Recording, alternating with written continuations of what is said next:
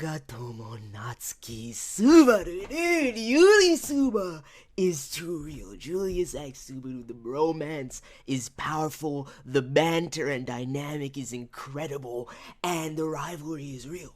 And I love the dynamic between these two characters, especially that ending dialogue, that strategy going in against Betelgeuse.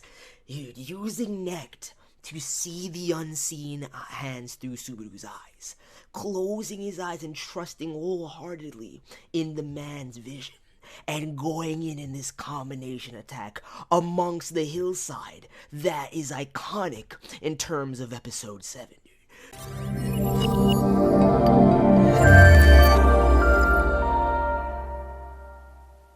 ReZero episode 24, the penultimate episode before the finale.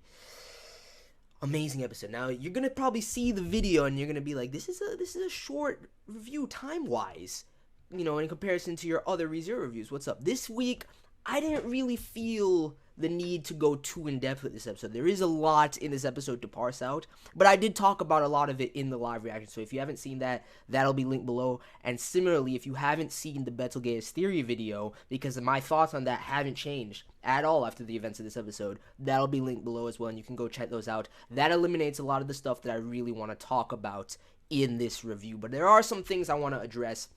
And I really don't have too much time today to do an in-depth review as I normally have, but as far as the finale, I'm going to talk about my plans for that at the end of this video. So, first and foremost, like I said, dude, Julius and Subaru going in that combination attack. First of all, Subaru triggered Betelgeuse far harder than he ever has. I mean, when he was trying him with the gospel last episode, and, you know, the episode prior talking about how he was using it for a coaster, he triggered the man heavily, but I haven't seen Betelgeuse this riled up and insane and just temperamental and going in because of how volatile he is. The man told just Subaru, you know it was a mistake to be like, and he told him perfectly. I have to say this, Subaru was an absolute boss throughout the entirety of this episode. My boy went in, he did everything right to a T, made all the right moves, and it showcases how far he's come and how much he's developed, learning time and time from his mistakes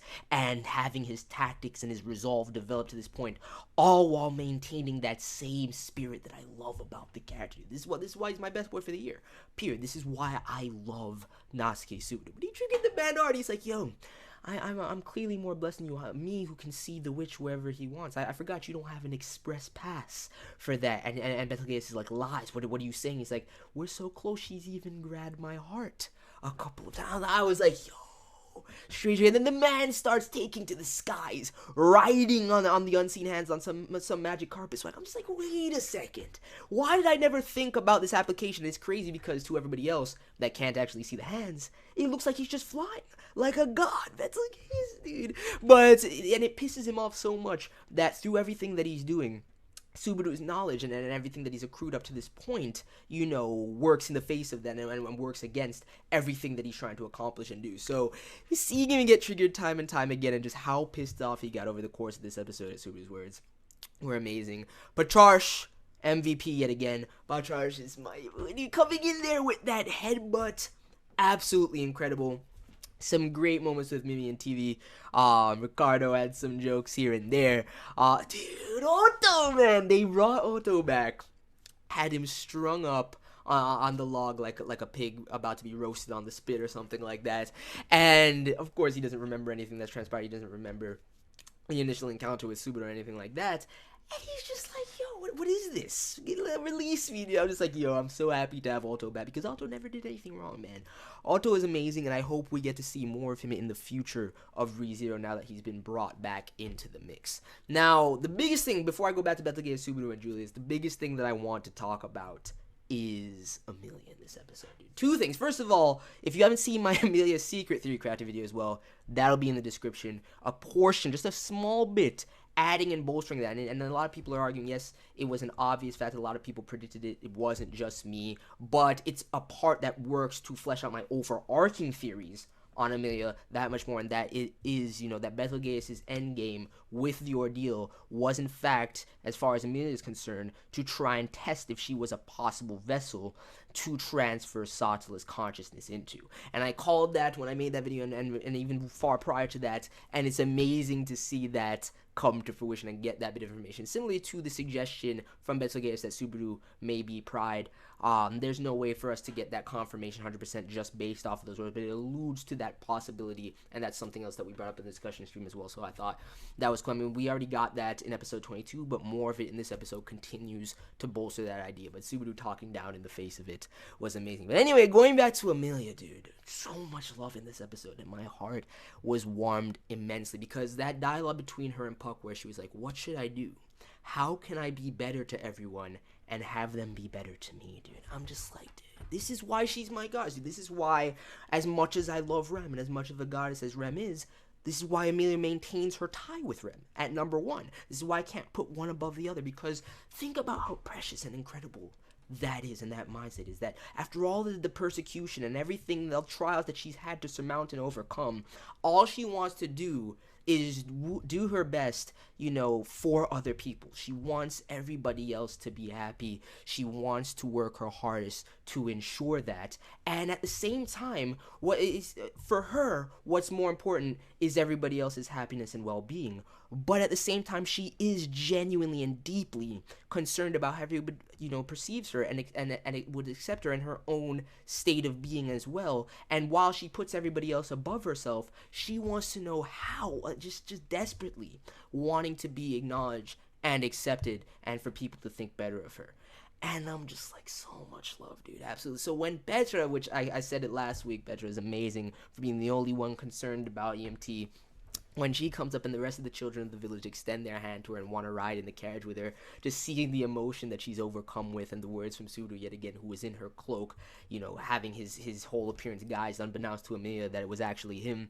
I forgot about the effect of that cloak to begin with.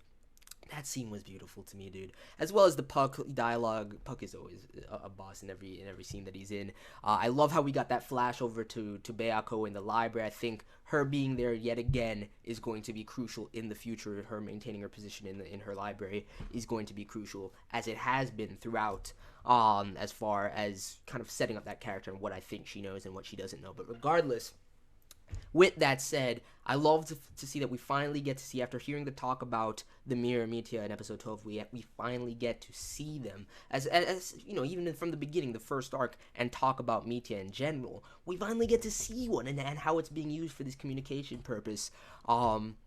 Between the spy that Betelgeuse had planted the spell of the fingers into, and the rest of the cult. And Subaru, the way he just handles that scene, dude, was absolutely amazing to me. So I loved every minute of that. But another thing that I thought was really cool was just leading Betelgeuse back to that peak that Subaru had jumped off of at episode 7, and the way he phrased it, he's like, this is one of the sites of my past failures, my past this, and I was like, yo, my boy, man, Subaru is too real. Using neck, like I said earlier, in order to see through that strategy, and as well as building the entirety of the strategy and moving at every given moment throughout this episode in the exact way necessary in order to subvert all the tragedy and all the pain and everything that's transpired up to this point in his confrontation with Betelgeuse. I think this is the prime shot that they have to actually defeat this man and take him out. I still think my theories concerning Betelgeuse have some weight to them, and I definitely want you guys to check that out.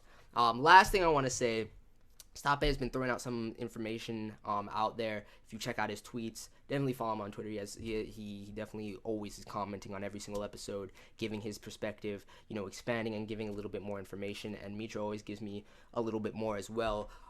From that, I've heard about the fact that there's more depth to the blade that Julius wields, and that the efficacy, this is something that's important to me, especially going back to my theory, that the efficacy of the unseen hands actually increases, and Betelgeuse's power over them and the amount he's able to produce increases with each finger that's actually killed. So I think that may very well be a result, even if it's rooted in the gospel or not, it may very well be a result of the spell used that he's imbued into them in order to transfer his consciousness from body to body, that kind of returning and bolstering the authority. So that you could also take that to work against the theories, but definitely just watch the whole theory video, formulate your own opinion. based on all the information that we've had, and let me know what your thoughts are on the console, as long as you don't spoil. I hate fucking spoilers. Anyway, and then the other thing was there's this little fact thrown out there that all of Julius's lesser spirits, including Ia and the rest of them, are all female spirits, dude. He's got himself a little spirit harem going on, and apparently he's really deeply connected to all the spirits that he's contracted with. So I can't wait to see Juli's character develop even more, dude. Juli is a god. I love him, and the dynamic with Subaru. I mean, yeah, Subaru's still my best boy, but Juli's out there, man. Juli, Felis, Subaru. And that's the thing, dude. Felis is my boy. When are you ever going to hear me refer to a man as pure love? Felis' dialogue even this episode to Subaru, this is so fucking amazing, dude. I love Felis so much. I think a lot of that comes from the fact that he's gained such a high position as one of the greatest traps for me ever. He's in my top 10 traps. And the fact that, the information gleaned from EX, novel volume 1, as far as Krush and Felis' backstory, definitely makes the character so substantial for me. And people have been asking in the comments how I read the EX novel 1. I haven't read it. There's no translation that I'm personally aware of. If there was, I would read it. I've been given a summary from a very reliable source about it, and that's how I got into it. I will be giving people that information and kind of talking about it in a standalone video once episode 25 airs and the finale is said and done. Speaking of which, to round out this video, I want to talk about the plans for the finale. So I was going to do a discussion stream today post episode 24. After seeing the episode, I don't think it's necessary. It wasn't as crazy as it was hype. It was amazing. There was a lot going on, but it wasn't focused in the way that I thought it would be. My predictions for going into this episode were completely thrown out. So I'd rather wait and do a discussion stream this week before the final episode, just kind of giving our predictions of what's going to happen, get some people in there, kind of talk about ReZero as a whole, and then definitely after episode 25, there will be the normal live reaction, the normal review, and then when I want to have a big discussion stream, getting as many people who do ReZero content up in there, not too many. I'm not gonna make it like a huge stream where people are talking over each other. Like a reasonable amount, just more than we normally have, but not too much more. Trying to get people to discuss ReZero as a whole, their thoughts about it, the finale, because I'm sure it's gonna wreck us all, and it'll be a great space to talk about that. So those are my plans, and then of course this week, I know I said I'd get 2 ReZero videos out last week. Could only finish the Betelgeuse one, but there's still 2 more yet to come that both should be out this week. If not, definitely one of them will be out this week. And once the finale is over, whether or not we get that season 2 announcement, which, White Fox, please, I beg you, just please. But whether or not we get it, ReZero content will not stop on this channel. I still have a lot of videos planned. If season 2 doesn't seem like it's going to be anywhere in sight, if there's no news of it, no announcement, I'm not going to hold my breath for it. I am going to dive into the web novel and light novel content, and there will be content based around that on the channel as well. But I still, even without going into that, even without thinking about season 2, there's still a couple of topic videos of ReZero that I have to make that will last us and go into next season, for a good deal of it. So that's everything I wanted to say. Let me know your thoughts on the episode. Definitely check out the other videos I mentioned, and if you want more of my thoughts on the episode, definitely check out the LR, because I didn't go as in depth with the dialogue as I normally do. Specifically, I love talking about all bits of dialogue and kind of analyzing and stuff like that. But regardless, smash that like button if you enjoyed, subscribe for more ReZero content, and I'm out. Peace.